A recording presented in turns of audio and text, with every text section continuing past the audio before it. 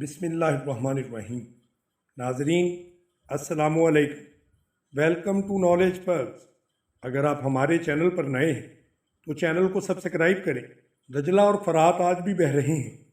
1352 साल पहले भी बह रहे थे, मगर इस रवानी में और आज की रवानी में बहुत ही फ़र्क है।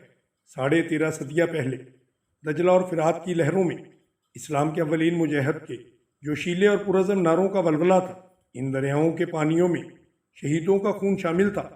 शमाए रसालत सल्लल्लाहु अलैहि वसल्लम के शेदाई इस्लाम को दजला और फरात के किनारे किनारे आगे ले जा रहे थे। जरतश्त की आग के शोले लपक लपक कर मुसलमानों का रास्ता रोकते थे। मुसलमान बढ़ते ही चले जा रहे थे। इनका बढ़ना सहल नहीं था। वो फारसियों की शहनशाही में दाखिल हो चुके थे। इनकी नफरी और जिस्मों की ताजगी आहिस्ता आहिस्ता कम होती जा रही थी और दुश्मन की जंगी कुव्वत हैबत नाक थी। यूं भी लगता था जैसे आतिश परस्त फारसियों की जंग मुसलमानों की कलील लश्कर को अपने पेट में खींच रही है। पहला हफ्ता था। हज़रत खालिद बिन वलीद रज़ी अल्लाह अन्हु काज़मा के मुकाम पर आतिश परस्त ईरानियों को शिकस्त देकर आगे एक मुकाम पर पहुंच गए थे। उन्होंने 2 ही हफ्ते पहले ईरानियों को शिकस्त दी थी। ये पहला मौका था कि मुसलमानों ने इतनी बड़ी शहनशाही से टक्कर ली थी जिसकी जंगी कुव्वत से ज़मीन कांपती थी। अमीर अल मोमिनीन हज़रत अबू बकर सद्दीक रज़ी अल्लाह अन्हु ने कहा था कि अभी हम इतनी बड़ी ताकत से टक्कर लेने के काबिल नहीं है, लेकिन उन्होंने ये भी महसूस कर लिया था कि टक्कर लेना नागुज़ीर हो गया है, वरना ज़रतश्त मदीना पर चढ़ दौड़ेंगे। इनके अज़ाइम ऐसे ही थे जब मुसलमानों से नफरत करने वाले लोग थे और अपनी बादशाही में मुसलमानों पर बहुत जुल्म करते थे। अमीर अल मोमिनीन ने खालिद रज़ी अल्लाह अन्हु को यमामा से बुलाकर ज़रतश्तियों के ख़िलाफ़ भेजा था। खालिद रज़ी अल्लाह अन्हु को रसूल करीम सल्लल्लाहु अलैहि वसल्लम ने सैफुल्लाह का ख़िताब अता फरमाया था। अब खलीफा अव्वल अबू बकर रज़ी अल्लाह अन्हु ने भी कहा था, अल्लाह की तलवार के बगैर हम फ़ारस की बादशाही से टक्कर नहीं ले सकते। खालिद रज़ी अल्लाह अन्हु ने यह साबित कर दिया था कि वो अल्लाह ताला की तलवार है। फ़ारस की शहनशाही की गद्दी मदाइन में थी। फ़ारस का शहनशाह उर्दशेर मदाइन में शहनशाहों की तरह तख्त पर बैठा हुआ था। उसकी गर्दन भी इन शहनशाहों की तरह अकड़ी हुई थी जो अपने आप को नाकाबिले तस्खीर समझते थे। इसके तख्त के दाएं बाएं ईरान का हुसन मचल रहा था। वो तख्त से उठने ही लगा था कि उसे इतला दी गई कि क़ुबला के मुहाज से कासद आया है, फ़ौरन बुलाओ। उर्दशेर ने शाहाना रौनक से कहा, इसके सिवा और वो क्या खबर लाया होगा कि हरमज़ ने मुसलमानों को कुचल डाला है। क्या हैसियत है अरब के इन बदुओं की जिन्होंने खजूर और जौ के सिवा खाने की कभी कोई चीज़ नहीं देखी। कासद दरबार में दाखिल हुआ तो उसका चेहरा और उसकी चाल बता रही थी कि वो अच्छी खबर नहीं लाया। उसने एक बाजू सीधा ऊपर किया और झुक गया। सीधे हो जाओ, उर्दशेर ने फातिहाना लहजे में कहा। हम अच्छी खबर सुनने के लिए इतना इंतज़ार नहीं कर सकते। क्या मुसलमानों की औरतों को भी पकड़ा गया है? बोलो, तुम खामोश क्यों हो? ज़रतश्त की हज़ार रहमत तख्ते फ़ारस पर कासद ने दरबार के आदाब के अन मुताबिक कहा, शहनशाह उर्दशेर की शहनशाही, खबर क्या लाए हो? उर्दशेर ने गरज कर कहा, आली मुकाम हरमज़ ने कुमक मांगी है। कासद ने कहा, हरमज़ ने? उर्दशेर चौंक कर आगे को झुका और उसने हैरान होकर पूछा, कुमक मांगी है क्या? वो मुसलमानों के ख़िलाफ़ लड़ रहा है? क्या वो पसपा हो रहा है? हमने सुना था कि मुसलमान लुटेरों के एक गिरोह की मानद हैं। क्या हो गया है हरमज़ को? क्या उसने सिपाह को जंजीरों से नहीं बांधा था? बोलो, दरबार पर सुनाटा तारी हो गया, जैसे वहाँ कोई भी ना हो और दरो दीवार चुप हों। शहनशाह फ़ारस की शहनशाही उफ़क़ तक पहुँचे। कासद ने कहा, जंजीरें बांधी थी, मगर मुसलमानों ने ऐसी चालें चली कि यही जंजीरें हमारे सिपाह के पाँव की बेड़ियाँ बन गईं। मदीना वालों की तादाद कितनी है? बहुत थोड़ी। शहनशाह फ़ारस कासद ने जवाब दिया, हमारे मुकाबले में उनकी तादाद कुछ भी नहीं थी, लेकिन दूर हो जा हमारी नज़रों से। शहनशाह उर्दशेर गरजा और ज़रा सोचकर बोला, कारन को फ़ौरन बुलाओ। कारन बिन करियालस ईरानी फ़ौज का बड़ा ही काबिल और दलेर सिपा सालार था। वो भी हरमज़ की तरह लाख दिरहम का आदमी था और हरमज़ की टोपी की तरह टोपी पहना करता था। इतला मिलते ही दौड़ता चला आया। कारन, उर्दशेर ने कहा, क्या तुम इस खबर को सच मान सकते हो? हरमज़ ने मुसलमानों के खिलाफ लड़ते हुए कुमक मांगी है। उर्दशेर ने दरबारियों पर निगाह दौड़ाई तो तमाम दरबारी उठ खड़े हुए, सब ताज़ीम को झुके और बाहर निकल गए। उर्दशेर कारन के साथ तन्हाई में बात करना चाहता था। क्या ये कासद मुसलमानों का आदमी तो नहीं जो हमें धोखा देने के लिए आया हो? मुसलमान इतनी जुर्रत नहीं कर सकते। कारन ने कहा, मैदान जंग में ज़रा सी गलती पांसा पलट दिया करती है। अगर हरमज़ ने कुमक मांगी है तो इसका मतलब यह है कि उसे कुमक की ज़रूरत है।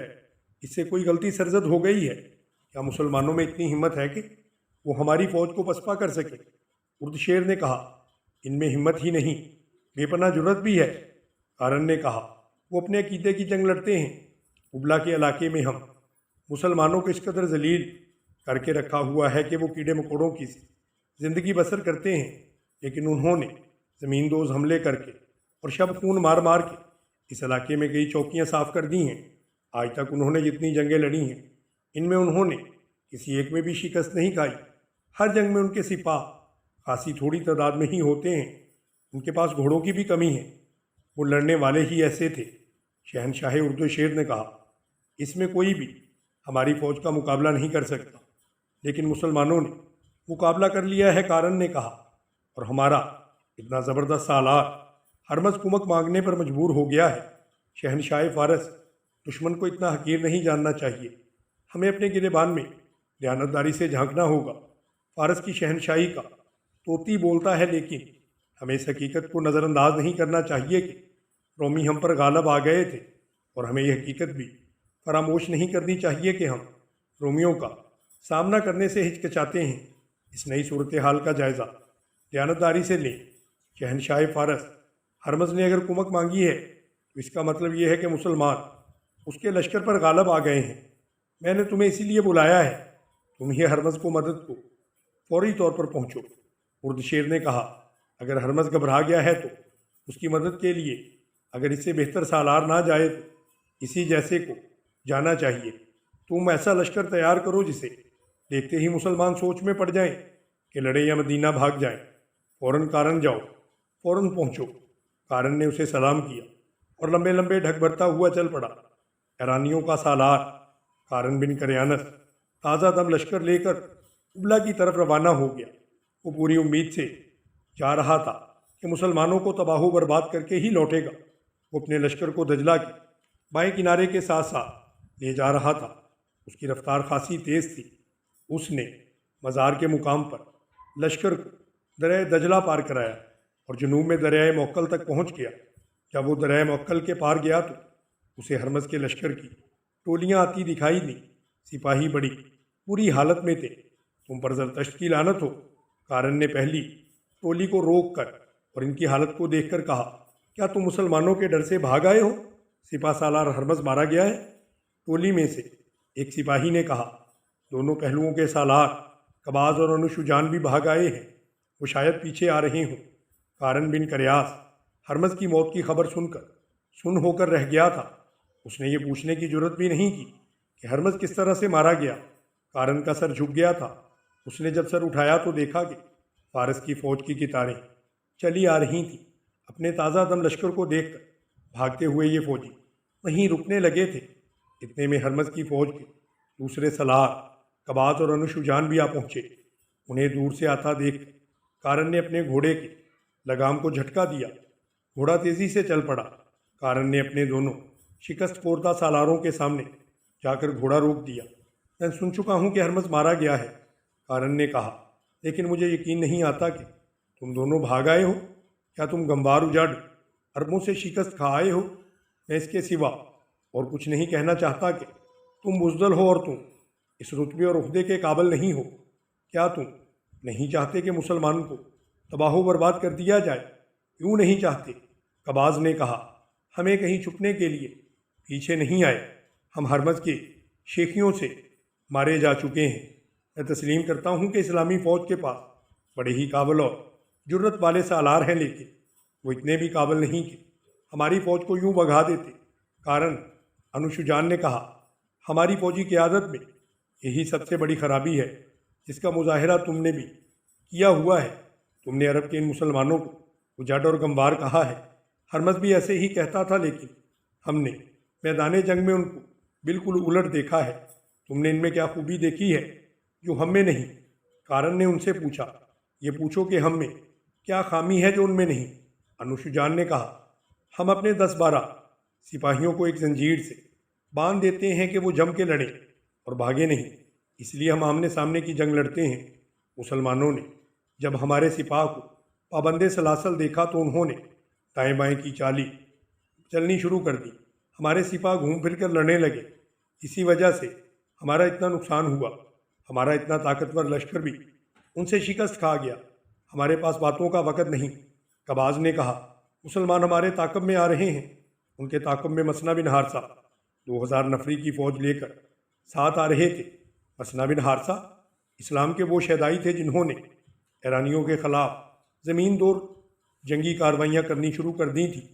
उन्हीं की तरागीब पर अमीर अल मोमिनीन अबू बकर सिद्दीक़ रज़ी अल्लाह अन्हु ने खालिद को बुलाकर ईरानियों के ख़िलाफ़ भेजा था। ईरानियों के ताक़ुब में जाना कोई गैर मामूली तौर पर दिलेराना इकदाम था।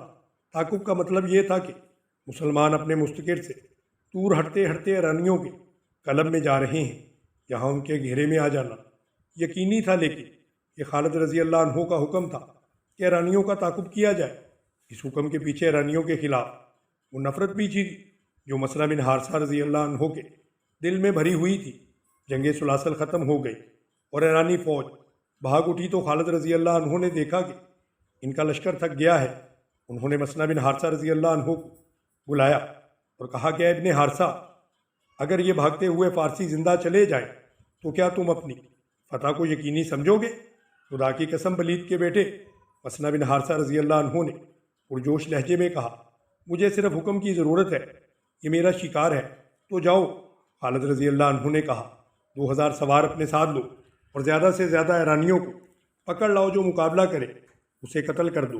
मैं जानता हूँ कि मेरे जांबाज थक गए हैं, लेकिन मैं शहनशाह फ़ारस को यकीन दिलाना चाहता हूँ कि हम ज़मीन के दूसरे सिरे तक इनका ताक़ुब करेंगे।